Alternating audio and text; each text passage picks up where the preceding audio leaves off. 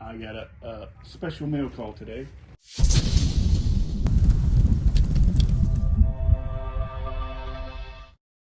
And I wanted to bring you guys along for the unboxing and first impressions of the Warwood Perfect Axe.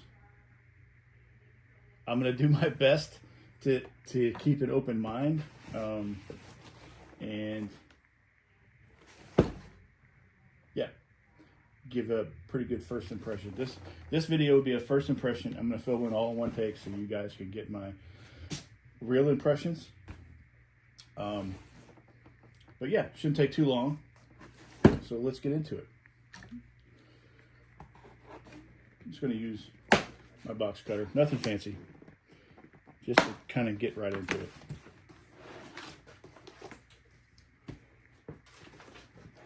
I will say that the packaging on the outside is pretty good. Very, very good. I cut the tape prior to filming. I pulled my address labels off, but I wanted to pop the vinyl in front of you guys so you could see my first impression. All right, first thing is, see that got the thank you for your order, and it's probably a QR code to the website, and a nice, super nice sticker. Pretty impressive. It's got the Perfect Axe, patented September 29th, 1885, made by Warwood Tool.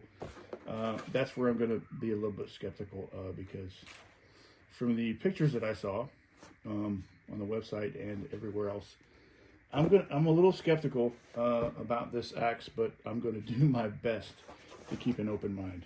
So let me flip that out of there. This is all one piece. It says Perfect Axe. Yeah, that's nice. It's really nice.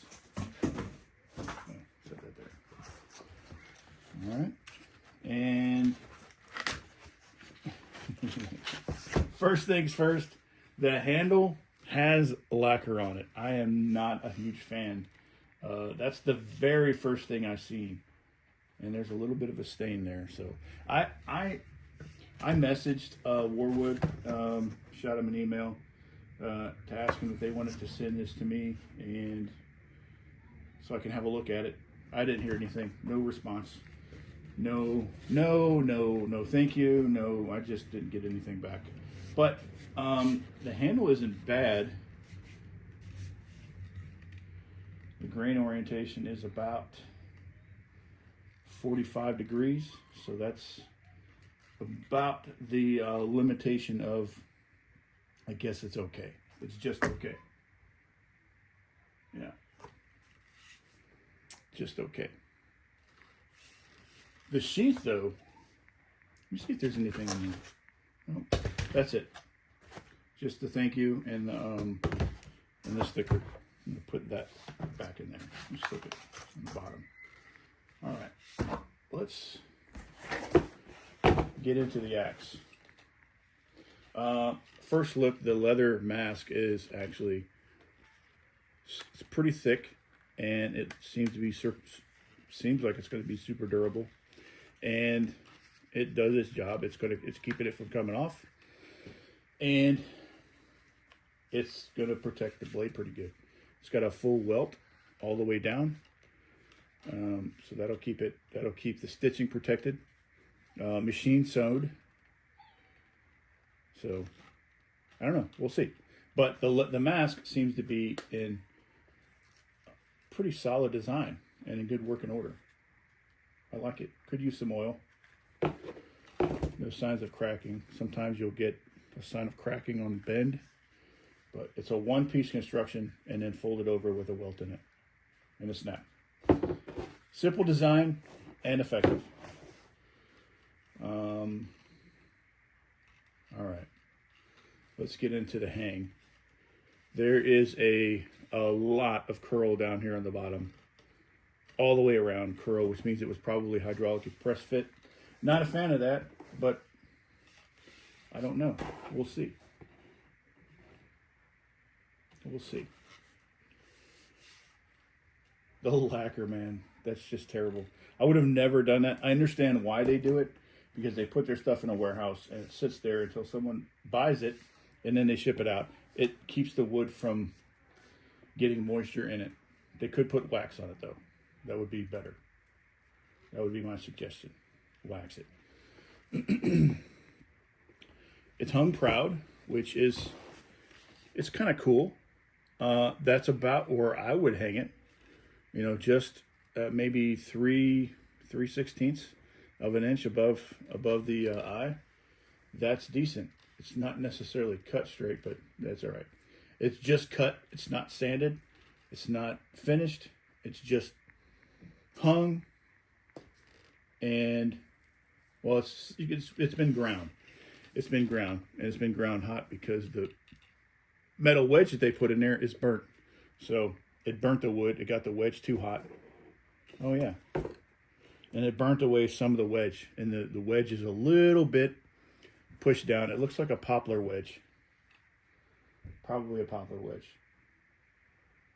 And there's a little bit of gap up front. Just a touch. Not too much to be worried about. I don't think. The stamp, there's one stamp on it. On the right side, where it says the Warwood, the War in the diamond, the W in the diamond, and then perfect, and then it says, can't read upside down, Wheeling, West Virginia, USA. It's a nice stamp. It's a decent, simple, and effective stamp. The head seems to be super unfinished.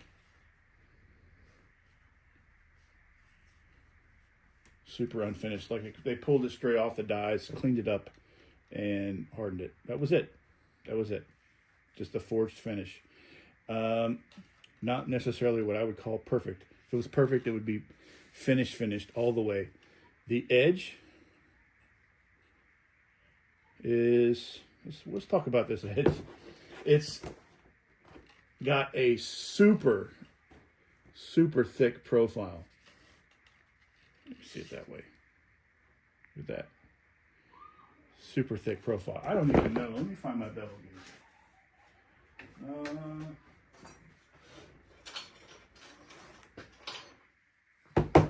A little dusty.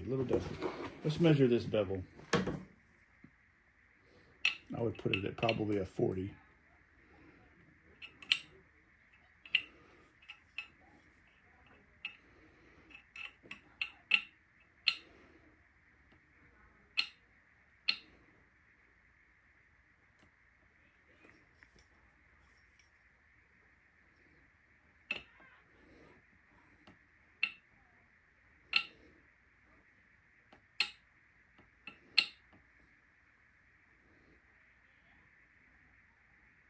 So it's about a 45.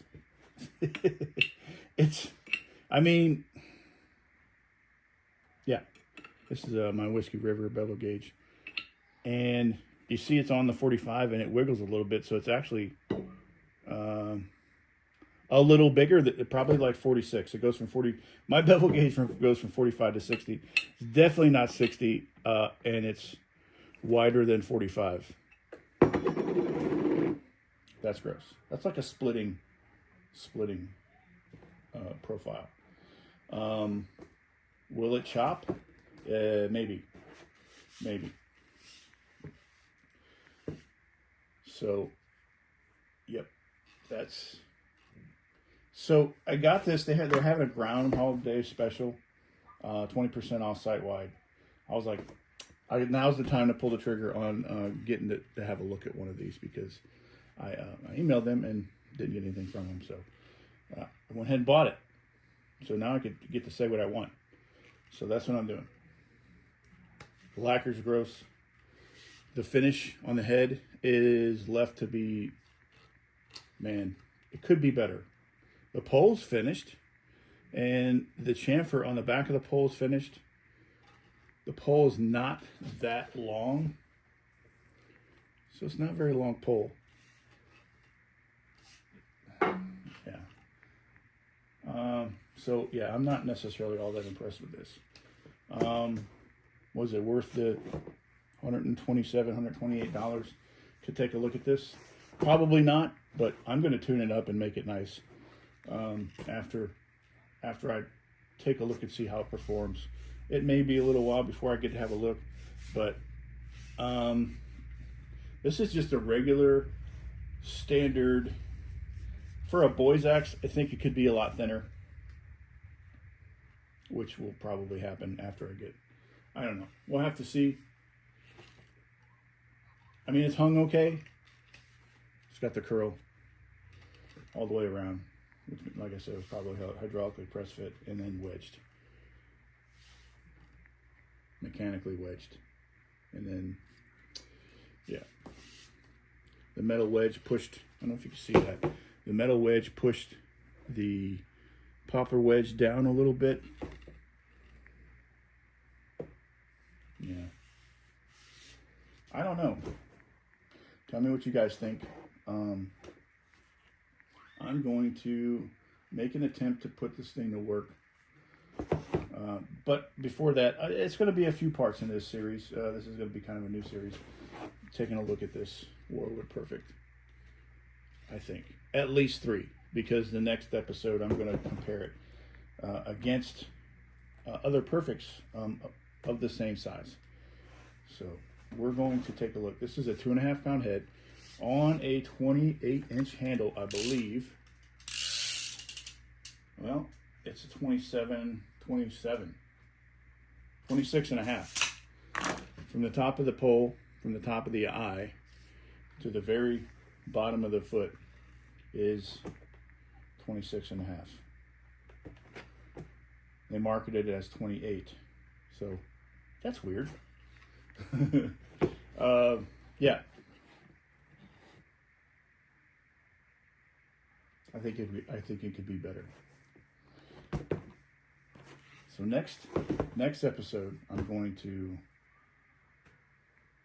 match this up as far as looks of other Perfect Axes of the same size. I don't know if I have one hung. I think I got one hung and one not hung. So yeah, we're going to take a look at these bevels. We're going to take a look at the pole and especially the edge profile. 45 degree plus. Yeah. Not a fan of that. Anyway, that's it. That's all I got. Thanks for watching. And like, share, and subscribe if you want to see more of this. And I got my other series, 52 Axe Patterns, every Thursday at 4 p.m. Central. That's when they air. I'm pretty excited about that. Next week I'm going to have a pretty cool axe. You don't see it too often. I mean, you do, but you don't see them look as good as that. So, doing editing for that right now. And yeah, that's it. That's all I got. Like, share, subscribe. Have a good day.